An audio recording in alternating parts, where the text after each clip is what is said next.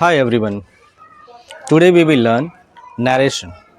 पिछले क्लासेस में हमने पढ़े हैं फिगर ऑफ स्पीच। उसमें हमने बहुत सारे फिगर ऑफ स्पीच पढ़े। तो आज के क्लास में हम पढ़ेंगे नरेशन। तो चलिए पढ़ते हैं। नरेशन।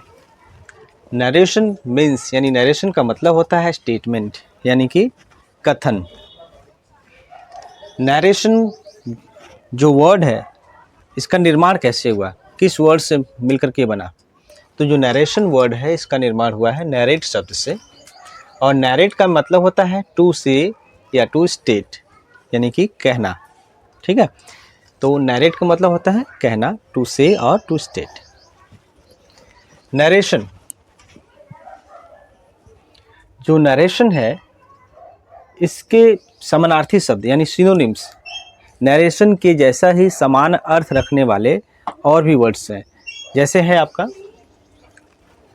असर्शन या फिर स्टेटमेंट और डिक्लेरेशन। ये तीन ऐसे वर्ड हैं, और भी हो सकते हैं। तो ये जो वर्ड हैं नरेशन के समान अर्थ रखते हैं यानी समानार्थी शब्द हैं। Narration is of two types, यानी जो नरेशन है वो दो प्रकार का होता है, डायरेक्ट स्पीच और दूसरा है इनडायरेक्ट स्पीच। डायरेक्ट स्पीच क्या होता है? डायरेक्ट स्पीच का मतलब होता है कि कोई अगर आपसे कुछ कहता है तो आप उसकी बात को किसी से बिना किसी बदलाव के कहते हैं, तो वो होता है डायरेक्ट स्पीच। यानी वक्ता के कहे गए कथन को उसी की भाषा में दूसरे को बताना डायरेक्ट स्पीच कहलाता है। जैसे Shweta said comma inverted comma I am busy inverted comma बंद फुल स्टॉप। दूसरा है Chulbul said to me comma inverted comma I love you very much inverted comma बंद फुल स्टॉप। डायरेक्ट स्पीच में क्या होता है, जो वक्ता होता है, स्पीकर होता है, उसकी बातों को इन्वर्टेड कॉमा के अंदर रखा जाता है, इन्वर्टेड कॉमा के अंदर लिखा जाता है या फिर रखा जाता है। आई एम बिजी, यहाँ पर है आपका आई लव यू वेरी मच। ये वक्ता यानी स्पीकर है, उसकी बात को इन्वर्टेड कॉमा के अंदर रखा गया है। डायरेक्ट स्पीच में इन्वर्टेड कॉमा का जो बाहर होता है, यानी कि आप देखिए चुलबुल सेड टू मी दूसरे में, और इसमें है श्वेता सेड, इसको बोला जाता है रिपोर्टिंग वर्ब। इसको हम आर से रिपोर्टिंग, वी से वर्ब, रिपोर्टिंग वर्ब कह सकते हैं या फिर रिपोर्टिंग स्पीच कह सकते हैं इसको, या फिर इंट्रोड्यूसिंग स्पीच कह सकते हैं। तीनों में से आप कुछ भी कह लीजिए, रिपोर्टिंग वर्ब, रिपोर्टिंग स्पीच या फिर इंट्रोड्यूसिंग स्पीच। और इन्वर्टेड कॉमा के जो अंदर लिखा जाता है, यानी जो स्पीकर का मेन, स्पीकर ने जो कहा वो मेन है, तो उसको इन्वर्टेड कॉमा के अंदर रखा जाता है, तो उसको क्या कहते हैं, उसको बोलते हैं रिपोर्टेड स्पीच कहा जाता है। ठीक है। दूसरा है आपका इनडायरेक्ट स्पीच। इनडायरेक्ट स्पीच में क्या होता है कि स्पीकर है, स्पीकर के बातों को जस का तस न कह करके अपनी भाषा में कहना ही क्या कहलाता है, इनडायरेक्ट स्पीच कहलाता है। जैसे यहाँ लिखा है Shweta said comma inverted comma I am busy full inverted comma बंद फुल स्टॉप। अगर इसी को हम इनडायरेक्ट स्पीच में कहते हैं तो क्या होगा, Shweta said that, inverted comma हटाने के लिए हम यूज़ करते हैं, ये हटाने के लिए हम यूज़ करते हैं दैट का। तो Shweta said that she was busy, यहाँ पे क्या है, जो स्पीकर है उसकी बातों को जस का तस न कह करके अपनी बातों यानी अपने भाषा में कहा गया है। दूसरा है Chulbul told me that she loved me very much, तो यहाँ पर स्पीकर की बातों को जस का तस न कह करके अपनी भाषा में अभिव्यक्त किया गया है, अपनी भाषा में कहा गया है। यही है इनडायरेक्ट स्पीच, और इसमें इन्वर्टेड कॉमा हटा दिया जाता है। डायरेक्ट स्पीच में वक्ता के कहे गए कथन को इन्वर्टेड कॉमा के अंदर लिखते हैं, और इनडायरेक्ट स्पीच में इन्वर्टेड कामा को हटा करके लास्ट में फुल स्टॉप लगा दिया जाता है। ठीक है, नरेशन को समझना है तो कुछ चीज़ों को समझना ज़रूरी है। जैसे नोट में देखते हैं, पहला है he said, comma inverted comma में है I am busy, inverted comma बंद, फुल स्टॉप। पहला तो ये कि जो रिपोर्टिंग वर्ब है वो शुरुआत में भी हो सकता है, ठीक है, और लास्ट में भी हो सकता है, या फिर बीच में भी हो सकता है। पहले में देखिए कि जो ही सेड रिपोर्टिंग वर्ब है वो शुरुआत में दिया गया है। दूसरे में क्या है, पहले ही इन्वर्टेड कामा में दिया है let us go to school, comma inverted comma he said, full stop, यानी जो रिपोर्टिंग वर्ब है इसमें लास्ट में है। और तीसरे में है इन्वर्टेड कामा में Mohan is always ready to help you, inverted comma बंद हो गया है। फिर कॉमा है शी सेड टू मी, यानी कि जो रिपोर्टिंग वर्ब देखिए बीच में दिया है, कॉमा फिर इन्वर्टेड कामा में दिया है because you are my neighbour, inverted comma फिर फुल स्टॉप। तो जो रिपोर्टिंग वर्ब है, रिपोर्टिंग वर्ब को हम कहते हैं रिपोर्टिंग स्पीच, इंट्रोड्यूसिंग स्पीच। तो ये बीच में भी हो सकता है, शुरुआत में भी हो सकता है और लास्ट में भी हो सकता है, कंफ्यूज होने की ज़रूरत नहीं है। अब इसको समझना है तो हमें पहले सेंटेंस को समझना पड़ेगा। जो रिपोर्टिंग वर्ब में वो सेंटेंस है वो कौन सा आ रहा है, सेंटेंस समझना पड़ेगा। तो सेंटेंस 5 प्रकार के होते हैं अर्थ के आधार पर, ठीक है। तो सेंटेंस 5 प्रकार के होते हैं। पहला है आपका असर्टिव सेंटेंस। असर्टिव सेंटेंस को हिंदी में कहते हैं कथनात्मक या फिर स्वीकारात्मक या फिर अस्वीकारात्मक वाक्य। दूसरा है आपका इंट्रोगेटिव सेंटेंस, इसको बोलते हैं प्रश्नबोधक वाक्य यानी प्रश्नवाचक वाक्य। तीसरा है इम्परेटिव सेंटेंस, इसको बोलते हैं आज्ञासूचक वाक्य। और नेक्स्ट चौथा है आपका ऑप्टेटिव सेंटेंस, इच्छाबोधक वाक्य। और पांचवा और लास्ट आपका सेंटेंस है, टाइप ऑफ सेंटेंस है एक्सक्लेमेटरी सेंटेंस, इसको हिंदी में बोलते हैं विस्मयादि बोधक वाक्य। ठीक है, तो ये था सेंटेंस के प्रकार। अब हम पढ़ेंगे एक एक करके, सभी को पढ़ेंगे। पहले हम पढ़ेंगे असर्टिव, इस तरह से हम सारा पढ़ेंगे। पहले हम सेंटेंस को समझ लेंगे, तब हमें नरेशन समझने में आसानी होगी। ठीक है,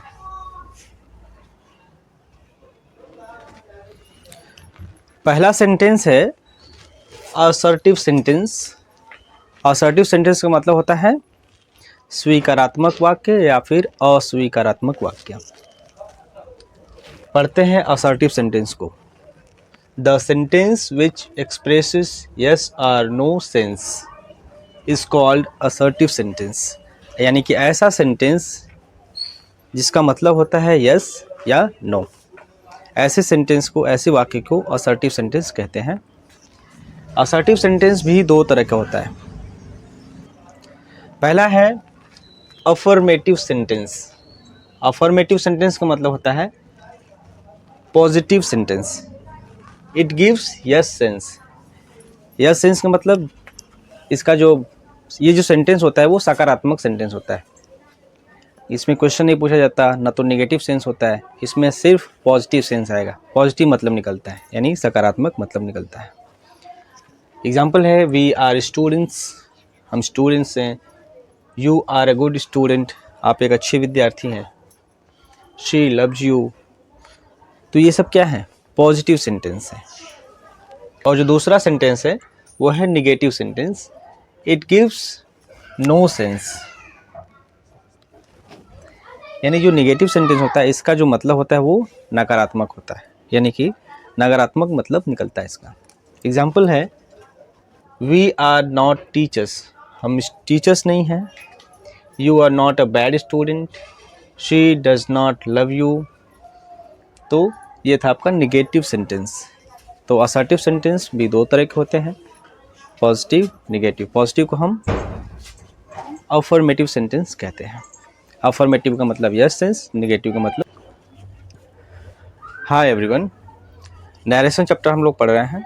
नरेशन चैप्टर में नरेशन क्या होता है और सेंटेंस कितने प्रकार के होते हैं। पहला सेंटेंस असर्टिव सेंटेंस था, उसको हम लोग पढ़ चुके हैं। अब दूसरा सेंटेंस है हमारा इंट्रोगेटिव सेंटेंस।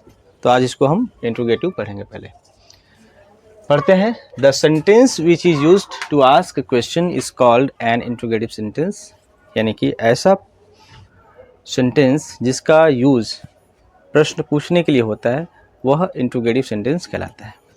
एग्जाम्पल्स जैसे हैं, आर यू अ स्टूडेंट, क्या आप एक स्टूडेंट हैं। डू यू रीड नॉवेल, क्या आप नॉवेल पढ़ते हैं। वेयर डू यू लिव, आप कहाँ रहते हैं। हाउ ओल्ड आर यू, आपकी उम्र क्या है। ये सब इंट्रोगेटिव सेंटेंस की एग्जाम्पल्स। इंट्रोगेटिव सेंटेंस भी दो तरह के होते हैं। पहला है आपका yes no question. Yes no question जो स्टार्ट होता है वो ऑक्सिलरी वर्ब से स्टार्ट होता है। ऑक्सिलरी वर्ब क्या होता है, जैसे is, am, are, was, were, do, does, did, have, has, had, shall, will, can, could, may, might, etcetera. ये सब ऑक्सिलरी वर्ब्स हैं। इससे क्वेश्चन स्टार्ट होता है तो वो यस नो क्वेश्चन कहलाता है। इसकी पहचान ये भी होती है कि अगर आप कोई आपसे क्वेश्चन करता है तो आपका जो रिप्लाई होता है वो यस या नो में मिलता है। अगर आपका आंसर यस या नो में मिलता है तो आप आसानी से पहचान सकते हैं कि यह यस नो क्वेश्चन है। जैसे आर यू अ स्टूडेंट, क्या आप एक स्टूडेंट हैं, तो आप जाहिर सी बात है यस या नो में जवाब देंगे। अगर कहेंगे हाँ yes I am a student, तो पहचान गए भाई कि ये क्या है, यस नो क्वेश्चन है। अगर आप कहते हैं no I am not a student, यानी कि नो में जवाब मिला आपका, तो यहाँ पर जो जवाब है वो पहले ही क्लियर हो जाता है, यस या नो, यस या नो। कुछ और examples, are you really smart, आपका आंसर क्या होना चाहिए, यस आई एम स्मार्ट। तो यह इंट्रोगेटिव सेंटेंस तो है, लेकिन ये यस नो टाइप क्वेश्चन कहलाएगा। दूसरा है W H question. W H question word होता है, जो डब्ल्यू एच सेंटेंस होता है वो डब्ल्यू एच वर्ड से स्टार्ट होता है। जैसे what, when, how, where, how far, how old, how long, how many, how much, etcetera. जब इन वर्ड्स से क्वेश्चन स्टार्ट होता है, सेंटेंस स्टार्ट होता है, तो वहाँ पर होता है डब्ल्यू एच क्वेश्चन। और इसके लास्ट में क्वेश्चन मार्क तो लगा ही रहता है, वो यस नो क्वेश्चन में भी लगा रहेगा। और इसका जो आंसर है वो यस या नो में नहीं मिलता है, इसका आंसर वर्ड्स में मिलता है। ठीक है, तो यहाँ पर डब्ल्यू एच क्वेश्चन होता है।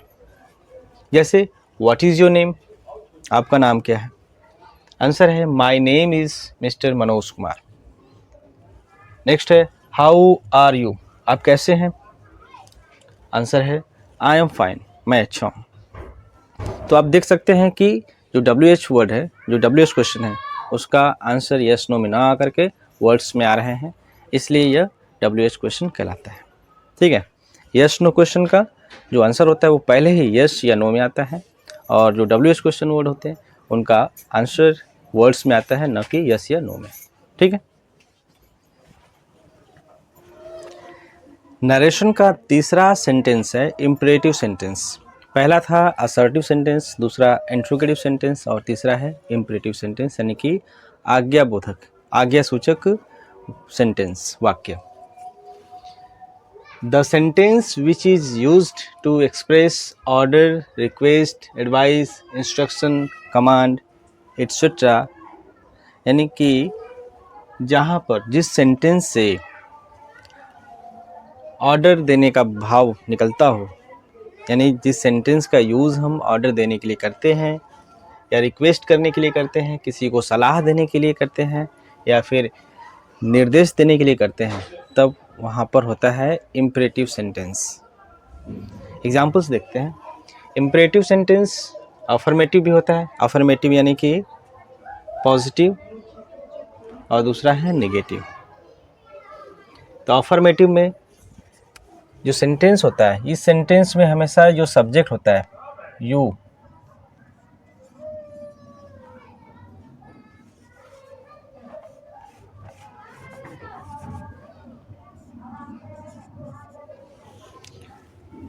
इस सेंटेंस में जो सब्जेक्ट होता है वो छुपा रहता है।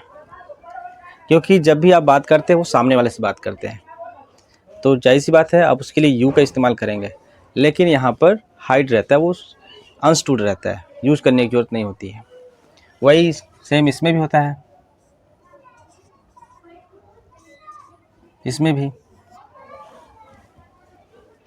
इसमें भी यू छुपा रहता है, यानी कि जो सब्जेक्ट है वो छुपा रहता है। एग्जाम्पल देखते हैं, जैसे help the poor, help the poor यानी गरीब लोगों की मदद करो। Sit down, stand up, please help me. Please लग गया तो ये रिक्वेस्ट हो गया, प्लीज़ हट गया तो ऑर्डर हो गया। शट द डोर, दरवाज़ा बंद कर दो। ओपन द डोर, दरवाज़ा खोल दो। इसको हम इस तरह से बोल सकते हैं, you open the door, you shut the door, you go there, you sit down, you stand up. लेकिन यू छुपा रहता है, आप केवल स्टैंड अप, सिट डाउन, उसके यानी सब्जेक्ट के बिना भी आप सेंटेंस को बोल सकते हैं, सब्जेक्ट छुपा रहेगा। नेगेटिव इंपरेटिव सेंटेंस क्या है? नेगेटिव में don't help him, don't sit down, मत बैठो। डोंट हेल्प द पुअर, गरीब लोगों की मदद मत करो। डोंट शट द डोर, दरवाज़ा बंद मत करो। डोंट ओपन द डोर, दरवाज़ा मत खोलो। डोंट स्लीप हियर, यहाँ मत सो। आप सब्जेक्ट के साथ भी बोल सकते हैं, you don't help him, you don't sit down, you don't help the poor, you don't shut the door, you don't open the door, you don't sleep here. आप सब्जेक्ट के साथ भी बोल सकते हैं, सब्जेक्ट के बिना भी बोल सकते हैं, ठीक है। अगर आप नहीं बोलते हैं तो सब्जेक्ट अनस्टूड रहता है, गलती नहीं होती है उसमें, ठीक है, सेंटेंस को गलत नहीं माना जाएगा। तो ये था आपका इम्परेटिव सेंटेंस, आज्ञाबोधक वाक्य।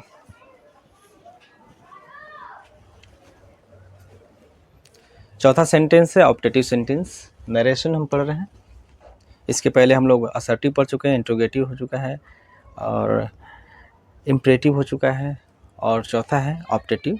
चलिए पढ़ते हैं इसको। The sentence which expresses wish और डिजायर, ब्लेसिंग्स, कर्स एक्सेट्रा। तो ऐसा सेंटेंस जिससे इच्छा का भाव प्रकट होता है, यानी कि इच्छा का बोध होता है, वहाँ पर हम यूज करते हैं ऑप्टेटिव सेंटेंस। ऑप्टेटिव सेंटेंस का यूज़ कर्स देने यानी श्राप देने के लिए भी होता है, और ऑप्टेटिव सेंटेंस ब्लेसिंग्स यानी कि आशीर्वाद देने के लिए भी होता है। और इसकी खास बात यह है कि जो सेंटेंस है ये मे से स्टार्ट होता है और लास्ट में एक्सक्लेमेशन मार्क लगा होता है, ठीक है। और कुछ ऐसे भी सेंटेंस होते हैं जो बिना मे से होते हैं, यानी उनके स्टार्टिंग में मे नहीं होता है, फिर भी वो ऑप्टेटिव सेंटेंस कहलाते हैं और उनके लास्ट में एक्सक्लेमेशन मार्क लगता है। एग्जाम्पल्स देखते हैं। एग्जाम्पल है may you live long, may you live long, भगवान करे तुम्हारी जो उम्र है वो लंबी हो। मे गॉड ब्लेस यू, भगवान आपको आशीर्वाद दे, भगवान तुम आपको सुखी रखे। मे यू बी हैप्पी, भगवान आपको सुखी रखे। और नेक्स्ट है आपका may God save the king, may you die soon, ये है श्राप, भगवान करे तुम जल्दी मरो। ऐसा इसको बोला जाता है जब आप किसी को श्राप देते हैं, गुस्से में बोलते हैं। May you go to hell, भगवान करे तुम नरक में जाओ। तो ये सब जो नीचे दो सेंटेंसेस है ये आप किसी को श्राप देने के लिए यूज कर सकते हैं, ब्लेसिंग्स देने के लिए तो ऊपर वाले सेंटेंसेस हैं। और कुछ ऐसे सेंटेंसेस होते हैं, देखिए इनके लास्ट में एक्सक्लेमेशन मार्क लगा हुआ है सब में, और मे से स्टार्ट है। और इस साइड में जो है एग्जाम्पल्स हैं, इनके लास्ट में मे तो इनके लास्ट में एक्सक्लेमेशन मार्क लगा है, लेकिन मे से स्टार्टिंग नहीं है। जैसे हैप्पी जर्नी, यानी कि भगवान करे तुम्हारी जो यात्रा है वो सुखद हो। ऑल द बेस्ट, आप बोलते हैं किसी को all the best. Good luck, get well soon, भगवान करे तुम जल्दी ठीक हो जाओ। तो यहाँ पर मे नहीं लगा है, फिर भी मे अंडरस्टूड है, ऐसा नहीं कि यहाँ है नहीं, ठीक है, अंडरस्टूड है। लास्ट है हैप्पी बर्थडे, सबके लास्ट में एक्सक्लेमेशन मार्क लगा है, यानी कि विश्व में आदि बोधक चिन्ह लगा हुआ है। तो ये था आपका ऑप्टेटिव सेंटेंस। ठीक है,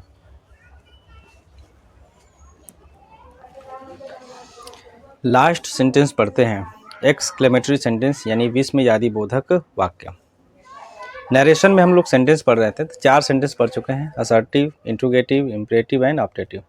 लास्ट पढ़ते हैं, the sentence which expresses some sudden feelings of mind as joy, sorrow, surprise, hate, applause, wonder etcetera. ऐसा सेंटेंस जो अभिव्यक्त करता है हमारे मन की अचानक से होने वाली फीलिंग्स को।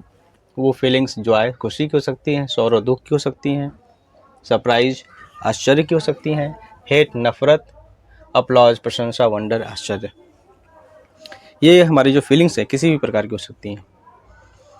तो इन फीलिंग्स को एक्सप्रेस करने के लिए कुछ वर्ड्स हैं, अगर वो वर्ड्स आप यूज़ करते हैं, जैसे हुर्रे खुशी के लिए, अलाश दुख के लिए, तो अगर ऐसे वर्ड्स को यूज़ करते हैं तो इनके साथ में आप एक्सक्लेमेशन मार्क लगाएंगे। अगर ऐसे वर्ड्स यूज़ नहीं हैं तो आप लास्ट में एक्सक्लेमेशन मार्क लगाएंगे। जैसे hurray the cup is hours, जो कप है वो हमारा हो चुका है। हुर्रे खेल में कप जीतने के बाद जो आपके मन से जो वर्ड निकला, जो फीलिंग्स आई, वो हुर्रे खुशी की, उसके बाद आप एक्सक्लेमेशन मार्क लगाएंगे। नेक्स्ट है अलाश आई एम रूइंड, अलाश दुख के लिए, हाय मैं बर्बाद हो गया, ये दुख के लिए, इसके साथ आप एक्सक्लेमेशन मार्क लगाएंगे। नेक्स्ट है what a nice story it is, इसमें देखिए सब्जेक्ट और वर्ब, यानी पहले सब्जेक्ट फिर वर्ब फिर एक्सक्लेमेशन मार्क लगाए। अगर आप उल्टा करते हैं what a nice story is it, अगर इज़ को पहले करते हैं तो ये आपका सेंटेंस गलत हो जाएगा। तो सब्जेक्ट पहले फिर वर्ब रहेगा, फिर एक्सक्लेमेशन मार्क रहेगा।